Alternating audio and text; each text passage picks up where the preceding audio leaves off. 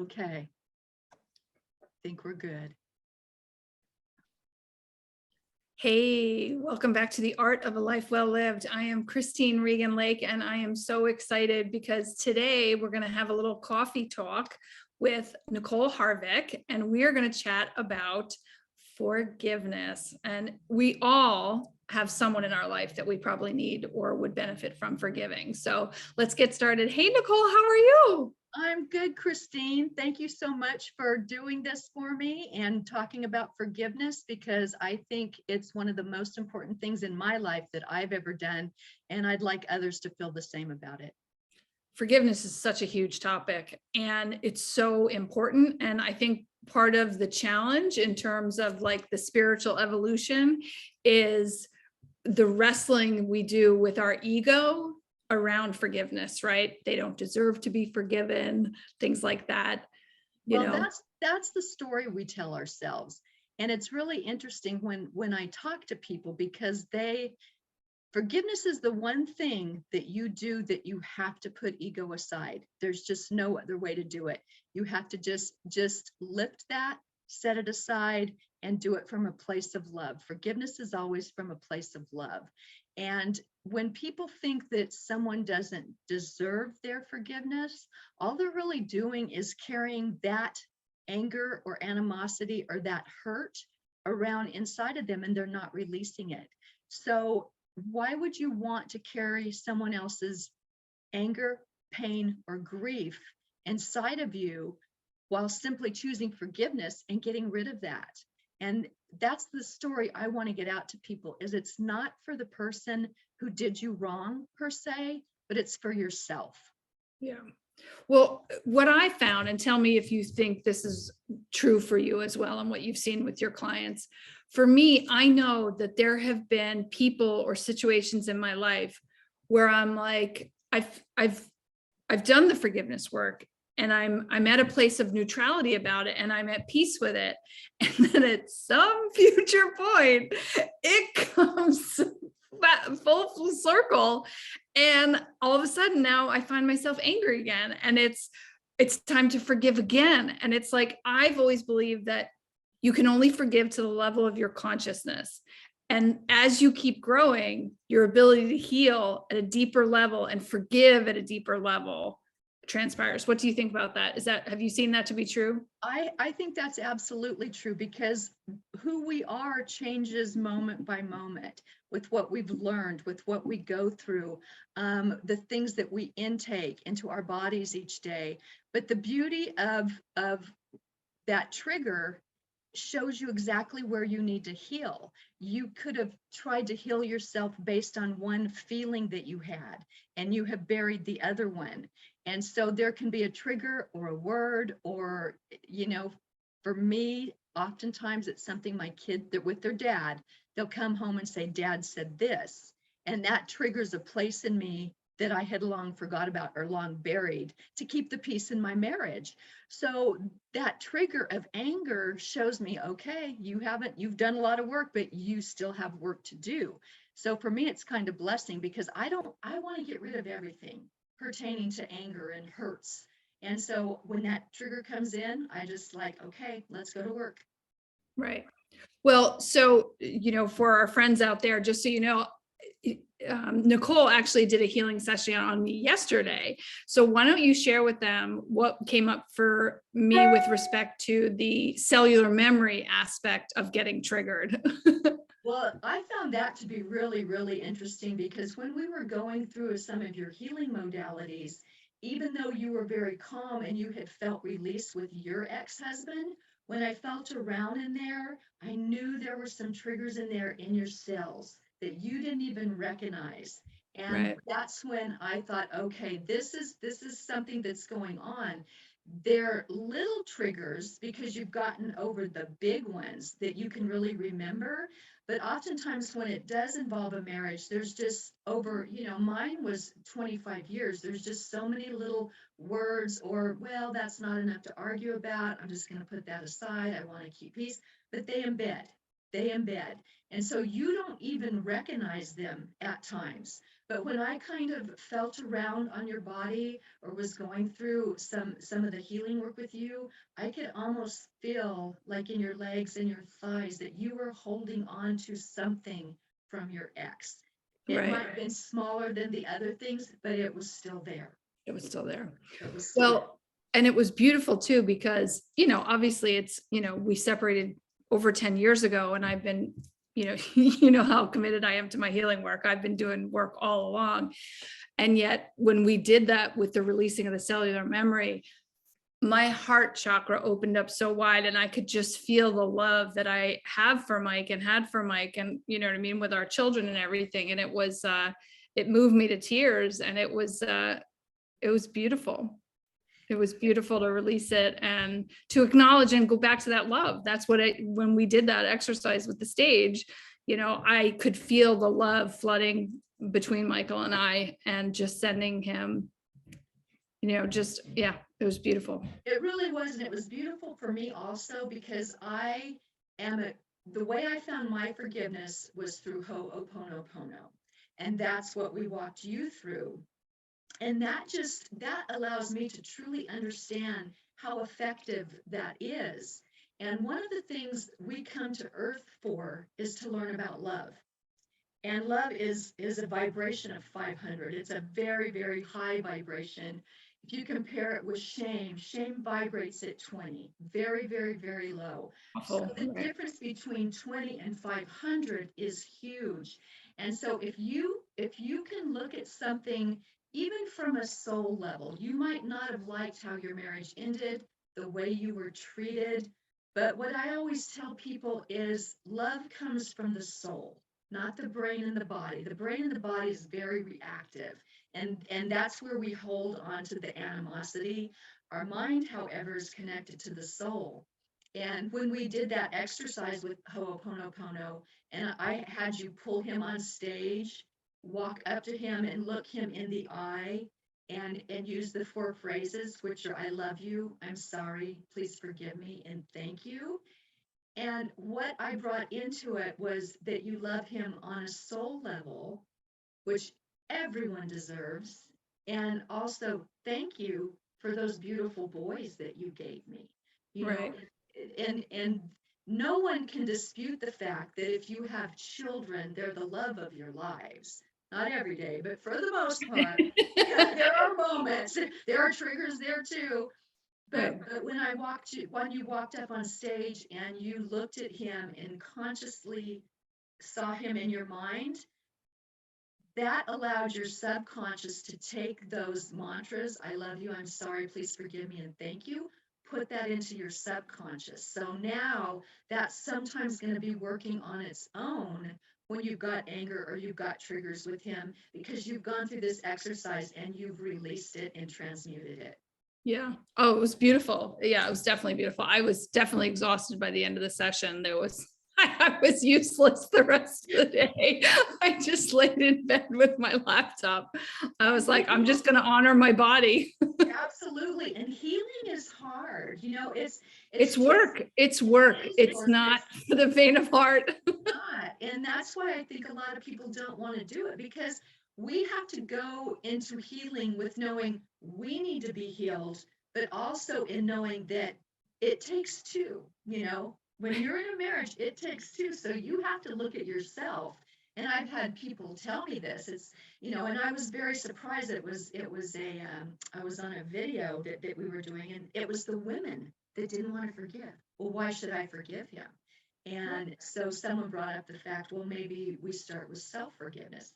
Well, what do I have to forgive myself for? I didn't do anything wrong. It was all them. Exactly. When you can't heal if you don't take responsibility for your part. And there's always a part you played. Absolutely. And it is hard. It's not easy. You and I both know that. It is not easy. Ugly. Look into that mirror and like, okay, yeah, that was me. That was me. And then I did that. Right. Yeah. And you know, starting with yourself like that too, forgiving yourself, because as I look back, I didn't do everything right. I absolutely did not. Who does, right? Exactly. It's so hard. And there's so many things that I would have done differently, But my realization was I did everything I could that I thought was right at the time with the Right. knowledge I had. So everything I did was with pure intent. Sure. It just backfired, you know. Right. Listen, we're learning, right? We learn as we go. And so for those who may not be familiar with Ho'oponopono, you've shared the 4 phrases. Why don't you share the story of the psychiatrist in the mental, was it the mental hospital, mental prison? Hospital in Yeah, right. Oahu. Hawaii. And this is an ancient practice. And Yeah. what it was is families brought it in so they could keep, ho is to make and pono is right. So to make right. And so you've got pono pono, you're doubling the right. And this was really something that families used to keep everything flowing and correctly and harmoniously within their own family. And what they did is something was wrong, they would bring people in, they would bring the family in, you'd talk about it, you'd use Ho'oponopono, all good, all done. And so Hugh Lynn, and I can't really remember the date when he did this, he was a native Hawaiian and he knew about this practice and he wanted to see if it would work. He was assigned to a mental hospital in Hawaii and he wanted to see if Ho'oponopono would work just from your consciousness. So he got a list of all that he called them prisoners, but I guess you are if you're in a mental hospital. They couldn't get out. So patients, prisoners, whatever you want to call it. And he started doing it every day. He would look at the names and he would just recite, I love you, I'm sorry, please forgive me, and thank you. And he would do it over and over and over for a period of, I think, I could be wrong, I'm trying to, like a few years.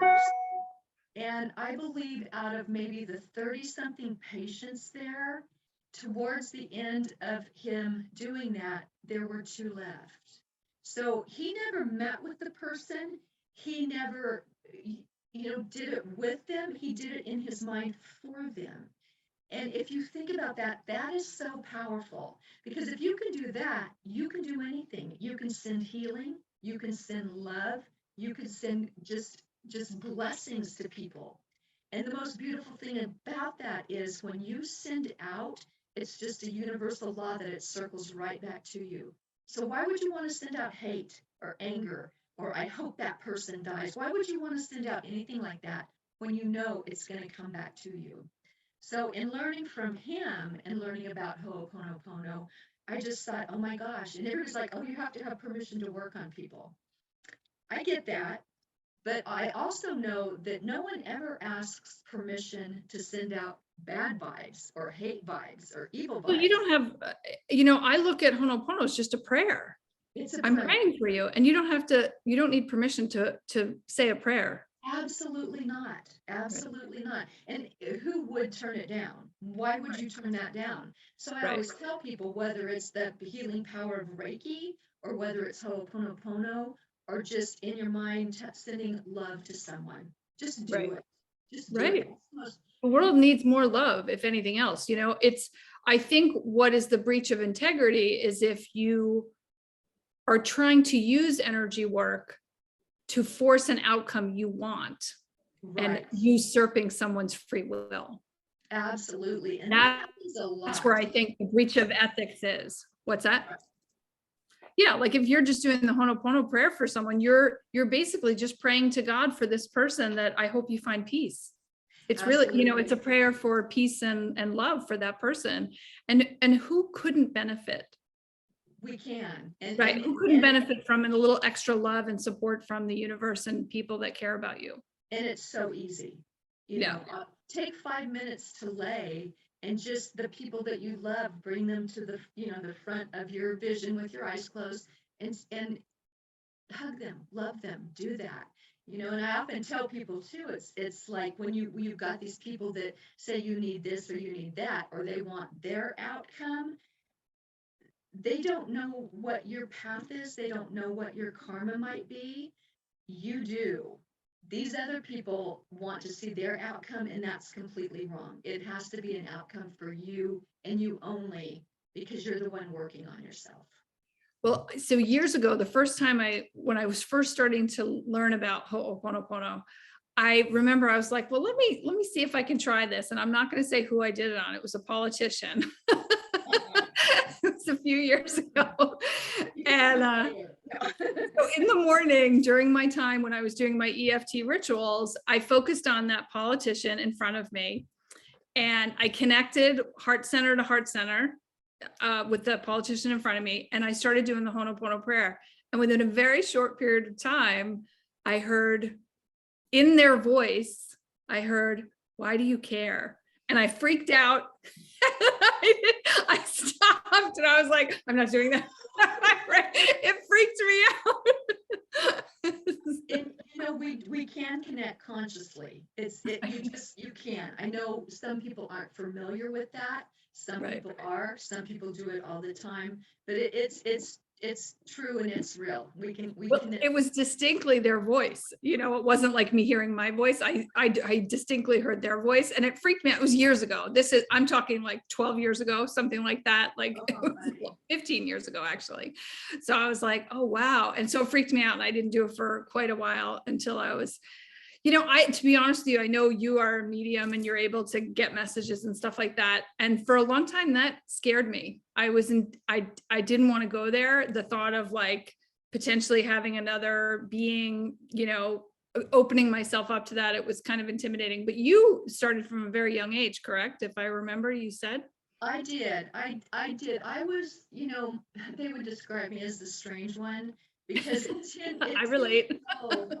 I was so interested in psychic abilities and learning everything I could about how do people do this. And there was a lady years ago named Jean Dixon, and my mom had her books, and that was what I would read, and a 10-year-old usually like comics or Nancy Drew or something like that. I'm giving my age away, but I read Jean Dixon books.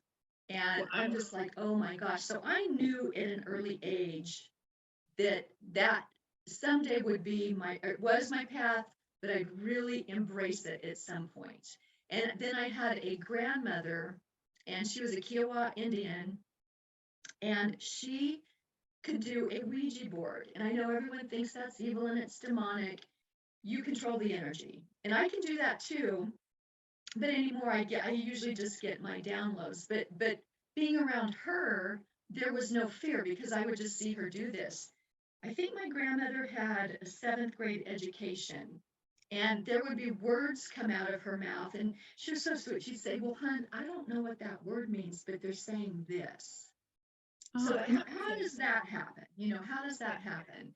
And can I use it? Yes. Do I not really when I'm working on someone because I can feel around and feel dense energies, hot energies, cold energies, where energy needs to come out, where it needs to move to, where we need to bring it from.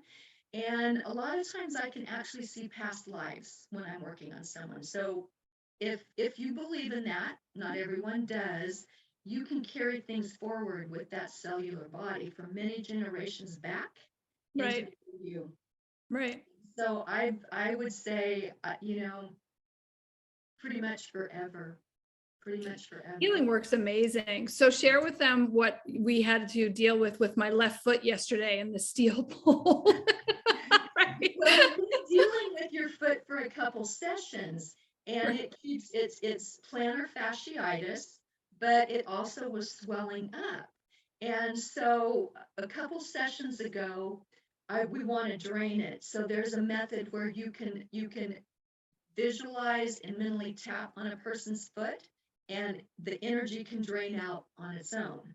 And usually I seal it, but I knew with you we were going to leave it open and let it organically drain. So when we worked together yesterday, it was crazy. I feel like there's a steel rod in my foot. Well, energetically, I projected myself there, and I could pull it out. But it was interesting because it was so embedded, and it was so hard. I mean, I almost felt like I needed to use 2 hands, and it just kept coming and coming. And I know my body told me it was 6 feet long. 6 feet. I was like, I don't know if my room's that long. But and you know what? It was interesting because as you were doing it, I kept feeling like in terms of like how did it get to the steel rod? And I almost like the feeling and the message I got was that it was like, it was all of this anger, rage, and resentment that had been like, the reason it was so hard was it was so it was so much of it all compressed into this, funneled into, it was all stuck there in that one place, and it was just all Yes. funneled there, And if you pushed think down and pushed down and pushed down. absolutely, and now you're, because of that, your foot is triggered and your foot hurts and your foot's causing pain because of all that stagnant negative energy in it. And if you think about the emotions you talked about, those are hardcore emotions. Those are not Intense, easy to get rid very of. intense, right? Dense, thick, hot, dirty emotions that we were Right, pulling out. right. And I still left that open to keep that flow going. But Yeah, yeah, it was like, I felt like I had to put my foot up against a wall. it's like a clown car, it just keeps Oh my coming and coming gosh, and make it coming. stop. Yeah, it was crazy, but and we got that part, but there is still some emotion in there that's gonna have to work its way out. Yeah, I'm going to reach out to the radiologist today based on your recommendation for that. So I'm excited about that. So, what else can you share about this Ho'oponopono journey that you've taken? Because it's pretty amazing, and you're creating a jewelry line. I'm actually, you were beautiful enough when I was in South Carolina working with you. You gave me a set of your mala beads, which I use as for my mala prayer. And I've definitely done the Ho'oponopono prayer in the 108, and I mix it up with all different prayers that I use. But tell us a little bit about your Ho'oponopono journey. Okay, so to me, it's very interesting, of course, because I have guides, and my guides, everything pretty much comes through me. Sometimes I'll hear it, the audio this way, and it's like an actual voice, but other times it comes through me, through my crown, my third eye, when I see things. But I was visiting Hawaii in, I think it was 2014. And before I left, I always check in, is there anything I need to do? And they'll tell me. So the message I got was feed the stray. And I go, okay, what? Nothing. No, you're on your own. Get out there and figure it out. So we were on the big island, and I think we were there 8 or 9 days, and it was a family trip. So, I couldn't go out searching for strays on every corner. But when I'd come upon, I always thought it was a dog. It's like a stray to me is a dog. So when we'd go out, I'd look around and I'd always have either food or treats or something with me just because I knew eventually something was going to happen or they would have not told me that.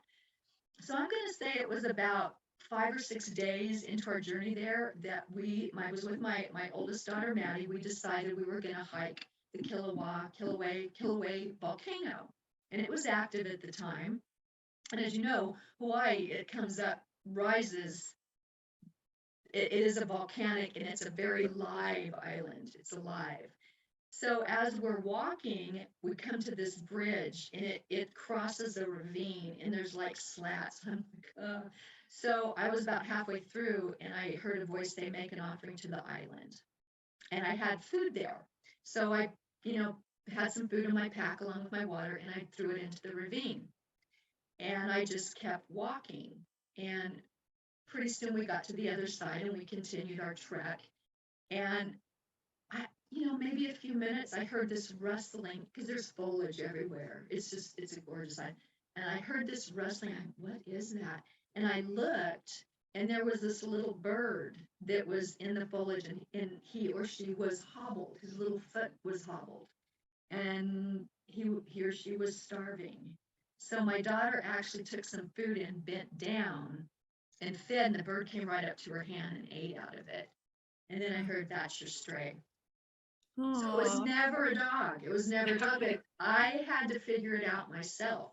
So if you want to talk about Hawaiian gods and the respect of their island and how spiritual they are, I offered the island what they wanted. I fed the stray, which was required of me.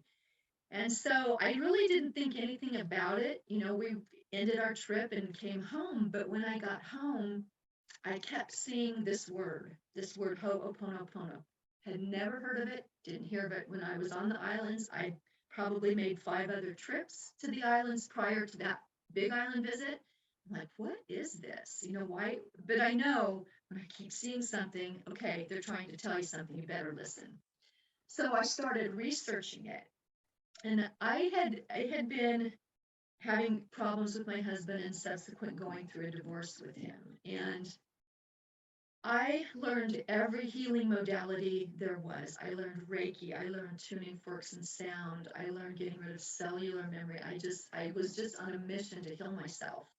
And I was working on myself. I had others working on me. Nothing was working. I was getting sicker and sicker and sicker. My hair was falling out. I was scratching my skin. And it just dawned on me, forgiveness. You haven't forgiven yourself. You haven't forgiven him. And I thought, okay, but I've been to counselors and I've talked about this. This is free. This is never going to work. And I heard voice say, try it. Just try it. So I started studying it, how to do it. And I knew I meditate a lot. And that was one of the things that helped me on my journey. I just started laying on my bed, meditating and saying those words over and over and over. They're so powerful. They're so powerful. And it was like things were being pulled out of me. Just that so much rage inside me, so much anguish. And from that moment on, that's just something that I thought, oh my gosh, after everything I spent, everything I've done, this is beautiful. This is working. And I still get triggered from time to time, but I just go through the prayer and it's absolutely amazing. And so I thought to myself, okay, if I can do it, if I can do this, anybody can, because I went from really low. I really had the shame vibration at the time. I was ashamed that I was going through a divorce, through conditioning.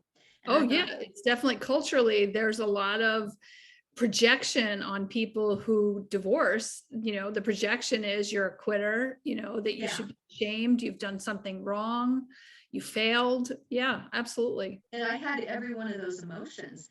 Yeah, and me too. My first thought was, oh my gosh, I've never heard of this. There's got to be other people that have no idea, and there's a lot that do know, don't get me wrong, but a lot of people have heard of it, but they've never really taken a deep dive into it or tried to use it for healing, because sometimes it's like, I'm not doing that. I'm not forgiving. And when you finally understand that forgiveness is for you to get rid of everything inside of you, and when you finally understand that what happened or how you were treated or what was said about you or what created the need for forgiveness in the first place, when you understand that it's not about you, it's truly about the person that did that to you, whatever they're going through, you've got a trifecta there. You realize it wasn't about you. You realize you need to practice forgiveness, and you have Ho'oponopono to walk you through it. Sure. And it was with ease and grace that I just started walking my path, and I've not looked back. But I also knew too that I wanted somehow to make forgiveness tangible, because once you do it, sometimes it's like, okay, forget it. But I started thinking, okay, how do I make it tangible? Because it's something you can feel inside, but you can't touch it. So I thought, oh my gosh, I need to make bracelets with I love you, I'm sorry, please forgive me, and thank you. So I started thinking about, okay, what stones are love stones? What are forgiveness stones? What are thank you stones? And for me, I don't have mine on right now, but I wear one and I use it for the things that happen every day. Like when you walk in a store and, someone's in that express lane with 100 items. It's like, okay, just, I forgive them. Maybe they didn't see it. You're cut off in traffic. It's like, well, maybe they're merging. Maybe they didn't see me. And I keep that on as a reminder to practice forgiveness every day of my life, with myself, with my children, with strangers, with animals. I mean, it's just, why wouldn't we? Why wouldn't we want to live with grace and ease in our life And even if someone does something or says something to you, you you can just let it go if you choose. You know, Right. sometimes something's so egregious, you really are pulled to make them aware of something, but you don't have to do it in an angry way. And Right. like I said, when you're practicing forgiveness, you got to take that ego out. And Right. that And ego, also, yeah. And present moment awareness. I know that when I'm present, that's when I'm in that unconditional loving state. You know what I mean? right, Like that's because I'm not time traveling about the past or the future. I'm just present. There's no garbage cluttering my perspective. You know what I mean? exactly. And if everybody just realized the only thing we really have is the moment. You know, Right. the past we can't change, but the future is not guaranteed. So living and breathing in the moment is what you should really concentrate on. Sure. And So you've got a lot of things going on. Tell everyone where they can find you, some of the different things that you're doing. I know you're doing something with Al. I know you've got like a Wednesday thing going on at 3 or something like that. So tell us where we can find you. I, I've never been this busy in my life. I don't think it's just like I've wanted all of this. I kind of wanted it staggered, but it doesn't always work that way. So one of the things, I'm an OWL expert on forgiveness. So if you haven't heard of the the OWL app, it is something that's fairly new. It's free to join. It's a way to get advice. I'm an owl. You would be an owlet. So you're seeking advice. I'm giving advice. You can also become an owl expert on whatever it is that you know, are an expert in. It's very easy to get onto. It's very easy to download and quick. So I am an expert there. I every Wednesday at 3 p.m. Eastern time, I do a talk called Let's Get Real, and we pick a subject that week and we speak from our hearts. I am putting together a course and that's on Facebook Live. That's on Facebook Live. Awesome. I'm putting together a course on forgiveness right now. It's a shorter course, you know, maybe for beginners, I would say, where it just brings your awareness of how important forgiveness is. And then because you've been so helpful with me this summer, I am embarking on a journey to make a huge course in forgiveness, teaching you how to actually rid yourself of some of the feelings you have, how to get rid of anxiety, how to get rid of anger, hate, fear, anything of those negative emotions, and bring peace and love into your life. And Beautiful. I love then it. I'm on Facebook, I'm on Instagram. I've made it really simple so I don't forget. Everything's Nicole Harvick. So Perfect. And tell them how to spell it. Nicoleharvick. Yeah, Nicole Harvick.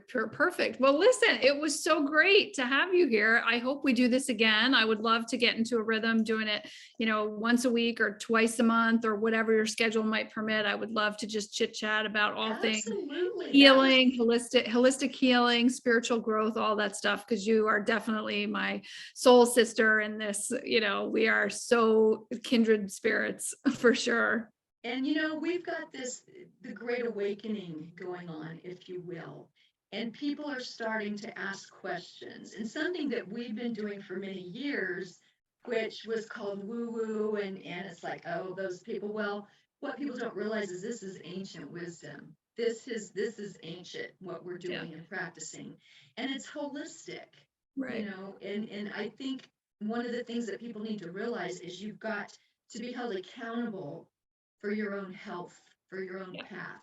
And so I would love to chat with you again, Christine. Thank you. Absolutely. We will definitely make this a habit. We will definitely figure out a schedule that works for us. Great. Well, thank you so much. It's been beautiful having you, and I will see you again soon. Take care, Nicole. Thank you so much. Yeah. Bye-bye.